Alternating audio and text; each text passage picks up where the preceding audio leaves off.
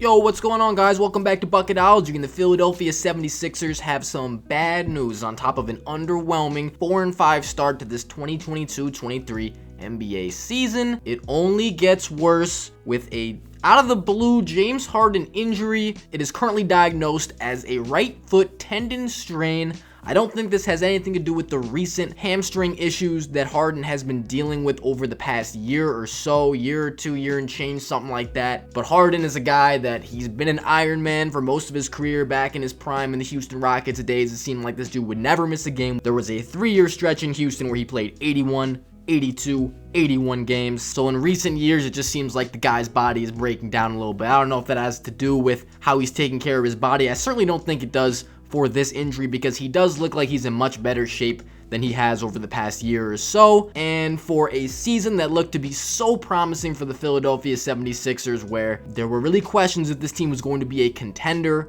if this was the year for this team, given Tyrese Maxey breaking into a star-type offensive player, well, the way they've started out this season has not really implied that they are ready for that championship run, especially with the way Joel Embiid's been playing. But James Harden has been a bright spot for this team early on. He's obviously not a very good defensive player, but as far as scoring the basketball, coming off of a really disappointing series last year against the Miami Heat, James Harden has established himself. He's right back at that 22, 10 assists, 7 rebound average. He's about where we expect him to be, and that consistency is something that they definitely need. It's going to be at least a month till we see him on the floor again. It's always tough for a guy who's playing well to go through something like this. Harden sustained this injury last game against the Wizards. He left to go to the locker room and then comes back into the game and finishes it off, and they don't even get the win, insult to injury. But my initial thoughts was that this is not that big of a deal for the Philadelphia 76ers, just because they're probably more used to playing without Harden, with their team and its full contents, than with Harden. Because Harden coming in that deal last season at the trade deadline, they got some time to be acclimated to his presence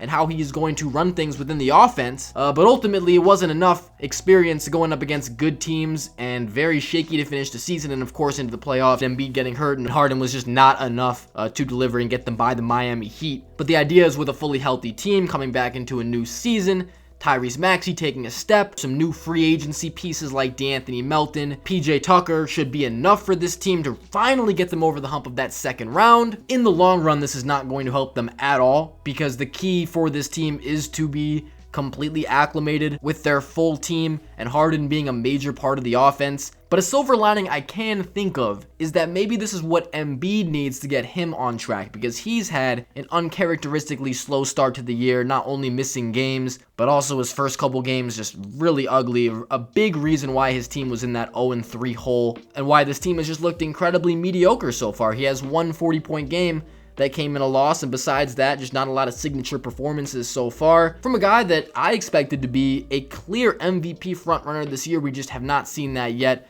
So maybe with this injury, you do get a chance for him to be unleashed more. His usage is certainly going to increase, but he just doesn't look that well conditioned to start this year. Maybe he plays himself into shape over these next couple of weeks. And we're also going to get a great idea of how good Tyrese Maxey really is, because playing with Harden, playing with Embiid, playing with so many offensive weapons at the same time, Maxey is often a guy playing off the ball. He's not the point guard on this team with James Harden playing, and now he's really going to be the point guard. You're going to see a lot more D'Anthony Melton. I think they can make that substitution pretty smoothly. I don't think the team is going to lose a lot of games right now. That's the thing. I think they're going to be fine with this. Tobias Harris taking on a bigger role than he's been playing in the early part of the season is something that he's been very used to over the last few years. So I don't think for the short term this is a problem for the Sixers. They might need to be a little bit concerned about James Harden's health for the long run and going into the playoffs. It does give the Sixers less time to acclimate themselves to playing with James Harden, because you know when this guy's playing on your team. Look, I've never been the biggest believer of this guy, and I think the way that he takes over an offense and changes it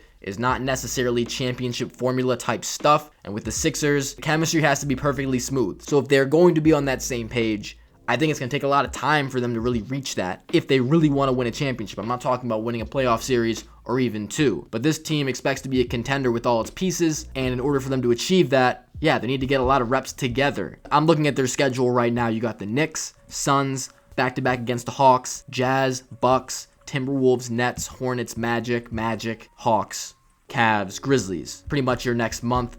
some tough ones, some easy ones, but overall, I think they should be pretty good. Honestly, a lot better than they've been so far because, yeah, the team has been incredibly disappointing through 9 games. But a lot of this, of course, it just has to come down to Joel Embiid. Expect a ton of big Tyrese Maxey games. He's going to get the green light to take as many shots as he wants. And yeah, the depth of this team will surely be tested because that is clearly a major weakness. That's going to do it. It's going to be an interesting couple weeks, interesting month. Basically, the baseline, as I do believe that the Sixers will be all right for now, but it's about the long term more so. If James Harden makes a good full recovery from this injury, there are no setbacks. Shouldn't be too much more than a bump in the road. But like I said, the biggest thing is that you need to maintain that chemistry. If Harden comes back and your team gets worse with him being back, the patience is key, and it could create some problems in the locker room because hey, Doc Rivers, not the most sound coach in the world. Joel Embiid, probably not the greatest team leadership type guy from what we've seen over the years. And him and Harden, Doc Rivers, that trio, just not a trio of guys you can really rely on in the biggest moments in the playoffs in general so far. So that's going to do it. Let me know what you guys think about